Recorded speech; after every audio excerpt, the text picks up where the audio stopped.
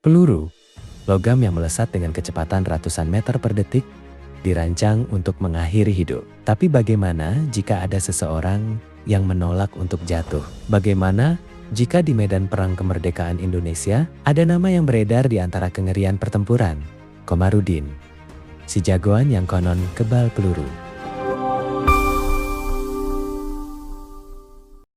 Ini bukan dongeng. Ini adalah kisah nyata dari seorang pejuang kemerdekaan yang namanya tercatat dalam sejarah militer Indonesia. Kisah Letnan Komarudin, prajurit dari divisi Siliwangi, yang legenda kesaktiannya bahkan membuat gentar pasukan Belanda. Letnan Komarudin lahir dengan nama Jelani di daerah Jawa Barat, sekitar tahun 1920-an. Sama seperti pemuda lainnya, masa remajanya diwarnai gejolak pendudukan. Pertama Jepang, kemudian kembalinya Belanda. Jiwa patriotiknya membawanya bergabung dalam Laskar-Laskar Rakyat tak lama setelah Proklamasi 17 Agustus tahun 1945. Ia kemudian bergabung dengan Tentara Keamanan Rakyat TKR yang kelak menjadi TNI di bawah Komando Divisi Siliwangi. Ini adalah periode yang sangat krusial, di mana prajurit harus berjuang dengan senjata seadanya, namun dengan semangat yang membara. Disinilah nama Komarudin mulai dikenal. Bukan hanya karena keberaniannya dalam pertempuran, tapi karena keanehan yang menyertainya. Rekan-rekan seperjuangan mulai menyaksikan insiden-insiden di mana Komarudin seharusnya tewas. Namun, ia bangkit kembali tanpa goresan serius. Legenda kebal Komarudin tidak lepas dari dua insiden besar, terutama saat peristiwa Bandung Lautan Api dan periode agresi militer Belanda 1947. Salah satu kisah yang paling terkenal adalah di daerah Cibaduyut atau Cisurupan. Dalam sebuah baku tembak sengit, Komarudin tertembak dari jarak dekat oleh senapan Belanda. Ia tersungkur. Rekan-rekannya mengira ia tewas. Namun, tak lama kemudian, ia bangkit. Ketika diperiksa, peluru itu hanya merobek seragamnya, atau jika mengenai kulit, hanya meninggalkan lebam tanpa menembus. Ia seolah-olah ditolong oleh kekuatan gaib. Kisah ini menyebar cepat. Prajurit Belanda pun mulai mempercayainya. Mereka menyebutnya De Duivel, si iblis, atau Deman Banstal, Eme Anusia Bets. Secara psikologis, ini adalah senjata ampuh bagi pihak Indonesia.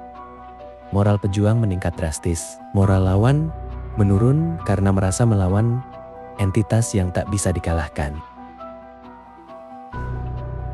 Secara akurat, Letnan Komarudin sering berada di garis depan, menghadapi risiko tertinggi. Kesaksian yang tercatat dalam Siliwangi dari masa ke masa atau arsip perjuangan lainnya membenarkan bahwa ia memang memiliki daya tahan luar biasa terhadap serangan musuh. Meskipun detail kebal bisa jadi dibumbui oleh mitos.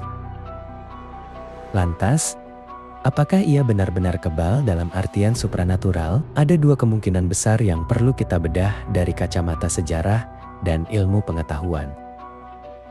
Banyak prajurit di masa itu memiliki bekal spiritual, dikenal sebagai ilmu kanuragan atau kesaktian. Ini bisa berupa amalan, doa, atau benda pusaka yang dipercaya dapat melindungi tubuh.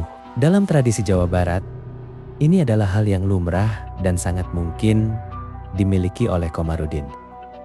Kedua, faktor teknis. Perlu diingat bahwa banyak peluru Belanda adalah peluru sisa Perang Dunia Kedua yang kualitasnya mungkin menurun. Ditambah, tembakan dalam kondisi panik dan medan gerilya seringkali tidak akurat. Kombinasi keberuntungan ekstrem, kecepatan gerak, dan faktor psikologis di mana musuh sudah yakin ia kebal, bisa jadi membuat tembakan mereka semakin tidak efektif.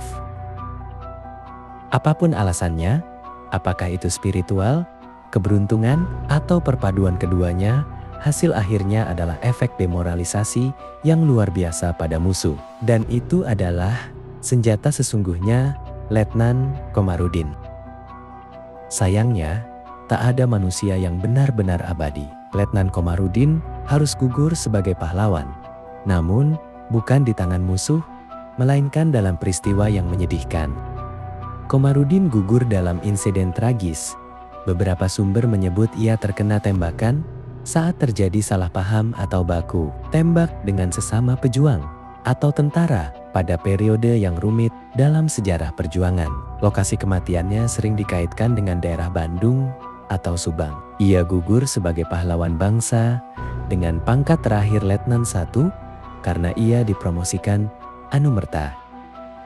Ia dimakamkan dengan penghormatan militer, meninggalkan warisan keberanian dan semangat pantang menyerah.